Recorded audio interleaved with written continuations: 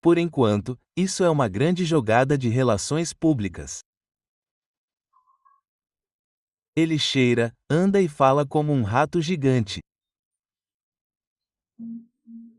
Até agora não vimos nada que se aproxime remotamente de danos graves em lugar algum.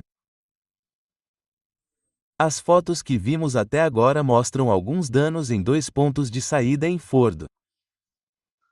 E como Mohamed disse, não temos ideia do que aconteceu no subsolo e se algo aconteceu no subsolo. E é claro que agora sabemos que 2 dias antes do ataque, tudo o que era importante em Fordo foi removido. Isso já foi confirmado por fontes oficiais iranianas muito sérias. Você sabe, o ponto de Pepe aqui vai direto ao cerne da guerra de informação moderna. O que estamos assistindo não é apenas um ataque militar, é um teatro, cuidadosamente encenado, amplamente divulgado. Mas quando você investiga as manchetes, os danos materiais reais parecem mínimos. Os iranianos claramente previram algo e tomaram medidas preventivas. Esse nível de preparação diz muito sobre suas capacidades de inteligência e quão previsíveis esses ataques se tornaram. Não estamos mais em 2003. Nações como o Irã se adaptaram, e cada vez que essas façanhas não conseguem produzir resultados decisivos, a credibilidade dos Estados Unidos sofre um pouco mais no cenário mundial. Então, o que temos no momento é aquele patético ex-comandante de pelotão no Iraque se passando pelo chefe do Pentágono, dizendo suas próprias palavras: "Nós devastamos o programa nuclear do Irã." O que, por si só, mesmo que esse fosse um cenário da Netflix, seria algo patético de se dizer, porque não há confirmação sobre nada. Exatamente, entramos em uma fase em que declarações ousadas substituem fatos verificáveis. Em eras anteriores, os governos pelo menos faziam algum esforço para manter uma negação plausível ou fornecer evidências de apoio. Agora, é pura gestão narrativa. Diga alto o suficiente, repita com frequência suficiente e espere que o mundo acredite. Bem, podemos dizer que o dano à credibilidade do ZEUA está em vários níveis internacionalmente, obviamente em todo o sul global, é irreparável e isso fez parte de praticamente todas as conversas sérias durante o Fórum de São Petersburgo esta semana. A mudança que Pepe está descrevendo aqui é profunda em fóruns como o de São Petersburgo. Você está vendo uma coalizão crescente de nações discutindo abertamente o colapso da credibilidade do ZEUA. Isso não é mais sussurrado em salas privadas. É público. E quando potências importantes como Rússia, China e o sul global mais amplo começam a se coordenar fora das estruturas ocidentais, isso é uma mudança geopolítica tectônica. MAGA está morto. Eu citaria e tenho certeza que nosso público estará familiarizado com esse famoso UH, e estou tirando isso diretamente do livro Pulp Fiction, de Quentin Tarantino. Onde está MAGA? O bebê morto de MAGA. MAGA está morto. E MAGA agora está morto completamente ao estilo Tarantino. E, de fato, foi um suicídio porque a morte de MAGA foi perpetrada pelo criador de MAGA. Mais de 50% dos apoiadores de MAGA são anti-ionistas. Então sua base está completamente devastada, ao contrário de Fordo, e há uma minoria de sionistas de MAGA. Esta é uma pequena minoria no ZEUA que, é claro, está indo à Fox News e sintonizando na Fox News para ouvir mais sobre o golpe de relações públicas em nível global. Isso é extremamente sério porque nenhum Estado-nação, em qualquer lugar, a partir de agora, pode acreditar em qualquer coisa, em qualquer nível, vinda de qualquer administração do ZEUA, ofertas diplomáticas, geopolíticas, geoeconômicas, acordos, etc. Eles estão se virando bem.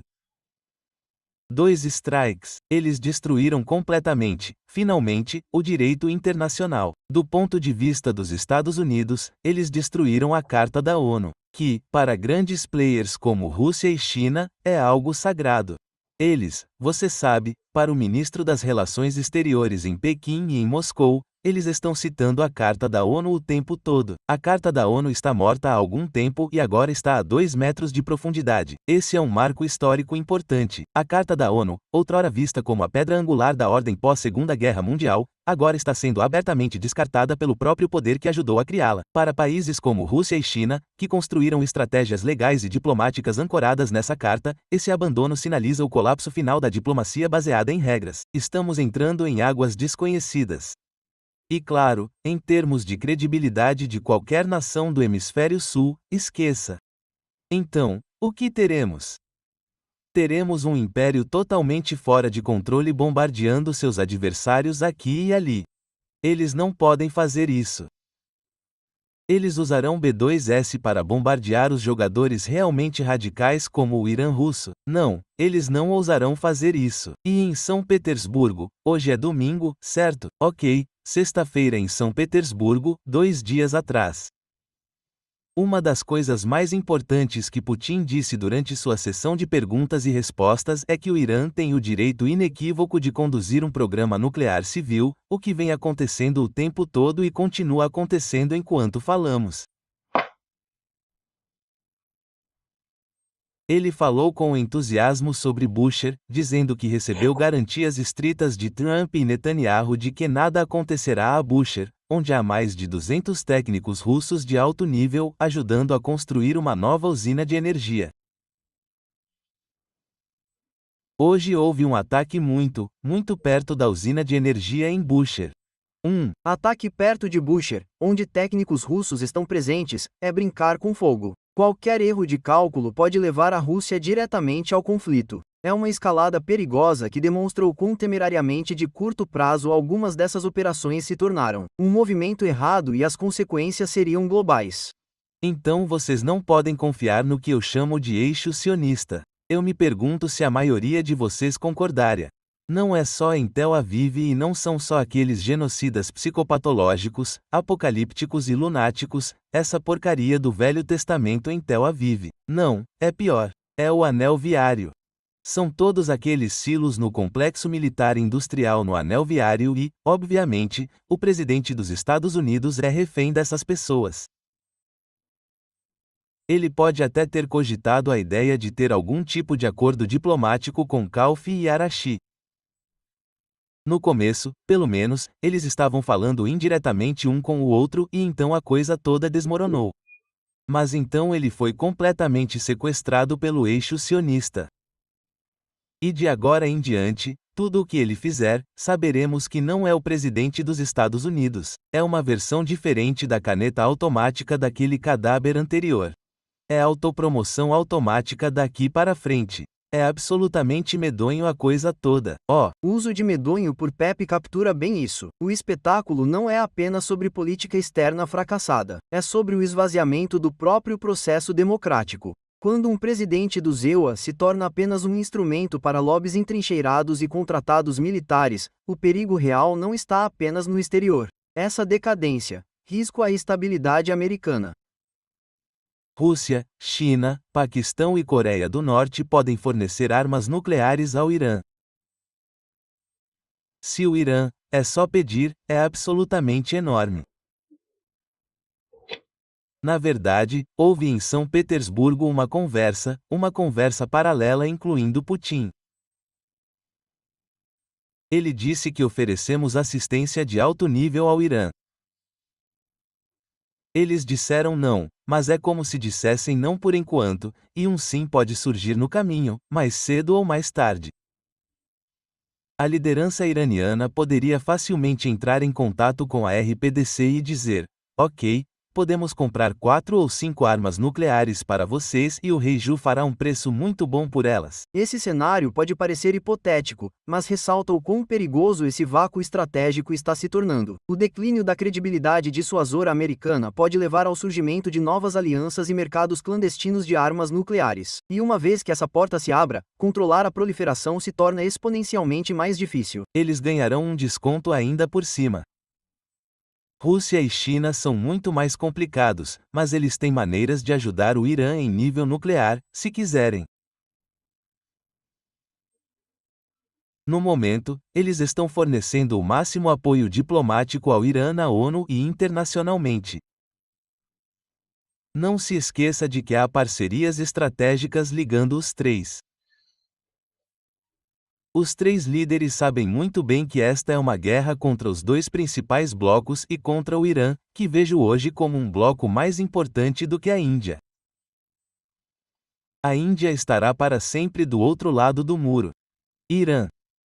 Não, sabemos que o Irã está comprometido com a integração da Eurásia e é um membro de vendas global muito poderoso.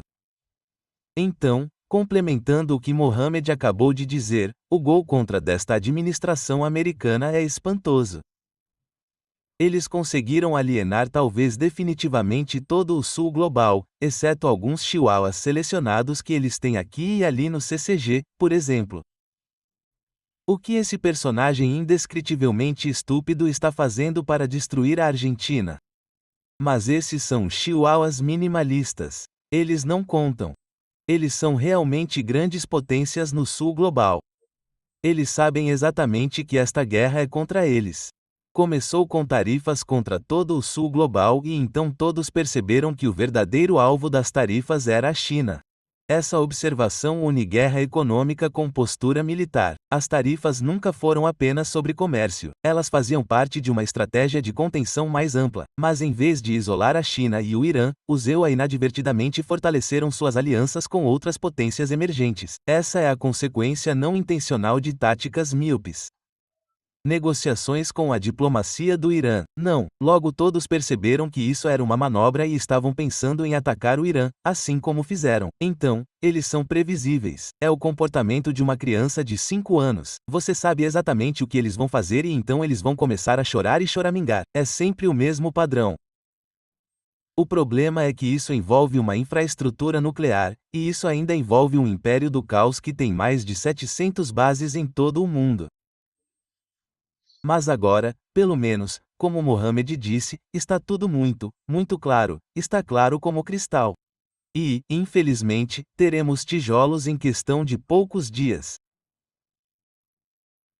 Não espero que sob esta dócil presidência brasileira algo substancial saia dos tijolos. Eles passaram menos de 6 meses basicamente torpedeando o que os russos fizeram durante 10 meses no ano passado para obter supertração para os tijolos, e então este ano a coisa toda se desintegrou por causa disso. Certo, prefiro não falar nada diplomático porque também sou brasileiro. Então, isso vai ter que ser recuperado depois dos tijolos no Rio até os tijolos do ano que vem na África do Sul. Então, tenho certeza de que o Irã será um membro pleno dos tijolos. A Indonésia, por exemplo, a inclusão do Irã nos tijolos é outro grande ponto de inflexão, reflete uma recalibração das estruturas de poder globais, uma que não está mais centrada em Washington ou Bruxelas. Quanto mais Washington pressiona com sanções e ataques, mais acelera esse realinhamento. Nação muçulmana, eles estavam no palco. Praal estava no palco com Putin na sexta-feira em São Petersburgo e a China russa, é claro. Certo, agora temos que nos aprofundar na organização de diferentes paradigmas, diferentes plataformas e finalmente escapar das garras do sistema financeiro, econômico e político internacional estabelecido pelo Ocidente, e o pontapé inicial pode ter sido esse ataque de hoje, na verdade. Então, você sabe que a Operação Barbar Roa foi em 22 de junho de 1941. Ninguém na Rússia esquece isso. Então, agora temos a Operação Pinto Mole entrando para os livros de história como o início do suicídio do Império Americano. A comparação de Pepe com Barbar Roa é assustadora e deliberada. Em 1941, a expansão imprudente da Alemanha na Rússia marcou o início de seu próprio colapso. Hoje, podemos estar testemunhando um ponto de inflexão semelhante para os Estados Unidos. Um império arrogante que se esforça demais, aliena aliados e provoca as próprias coalizões que podem eventualmente substituí-lo. A diferença agora é que esse conflito não é apenas militar, é financeiro, tecnológico e profundamente sistêmico. As consequências se desenrolarão ao longo dos anos, mas as rachaduras são inconfundíveis.